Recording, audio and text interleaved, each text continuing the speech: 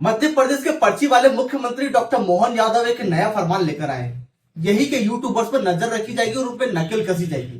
पहला तो ये कि भ्रामक और आपत्तिजनक कंटेंट पर रोक लगाई जाएगी। तो मुख्यमंत्री जी, बीजेपी हरियाणा के मुख्यमंत्री एक ऐसे छपरी को स्टेज पर लाकर खड़ा करते हैं जिसका एक भी वीडियो बिना गाली गलौज के अपलोड नहीं हुआ।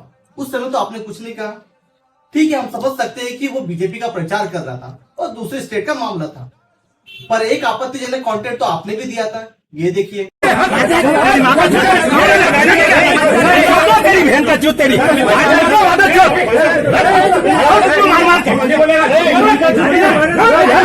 ठीक है, हम ये भी समझ सकते हैं कि आप उस सूबे के मुख्यमंत्री हैं, तो ये कानून आप पर लागू नहीं हो सकता, पर आप इनको तो कुछ कह सकते थे जो मध्य प्रदेश के सीनियर मंत्री होने के बावजूद भी एक पत्रकार को घंटा जैसा शब्द कहकर बोलते हैं। ये देखिए। छोड़ो यार, तुम फोकट प्रश्न मत पूछो। नहीं फोकट नहीं, ये तो मैं तो वहाँ होकर आया हूँ। क्या क्या क्या घंटा हो गया है तुम? क्या घंटा हो गया है तुम? क्या घंटा हो गया है तुम? ठीक है, हम ये भी समझ सकते हैं कि आप इनको भी कुछ नहीं कह सकते क्योंकि आपके सीनियर है। वो तो पर्ची में आपका नाम आ गया था, वरना एड़ी चोटी का जोर तो इन्होंने भी लगा दिया था। दूसरा ये कि हेट स्पीच और हिंसा पे कार्रवाई की जाएगी।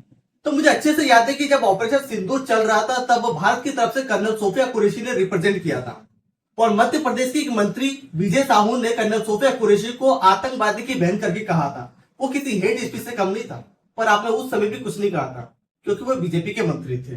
और हिंसा की कार्रवाई तो सबसे ज्यादा आपको बजरंग दल पे करनी चाहिए, क्योंकि हिंदू धर्म की चादर ओढ़ के किसी भी मस्जिद और चर्च के आगे जोर जोर से भजन बजाना और हनुमान चालीसा पढ़ना और लफ्ज जिहाद के नाम पे हर किसी से मारपीट करते हैं, पर आप वो भी नहीं कर सकते क्योंकि अगर इन पे कार्रवाई की तो इलेक्शन पे काम कौन करेगा। इस तरह का फरमान आपने अभी क्यों नहीं जारी करा जब इंदौर में 4-5 दिन पहले दूषित पानी पीने से 10 लोगों की मौत हो गई थी और आप तो इंदौर के प्रभारी हैं। मृतक और मृतकों के परिवार पिछले 1-1.5 साल से इंदौर नगर निगम में दूषित पानी को लेकर शिकायत कर करके थक गए, लेकिन आपने एक शब्द नहीं कहा क्योंकि महापौर भी बीजेपी से ही है। इस तरह का फरमान आप तब क्यों नहीं लेके आए थे जब जहरीली कफ सारे पीने से 16 बच्चों की मौत हो गई थी।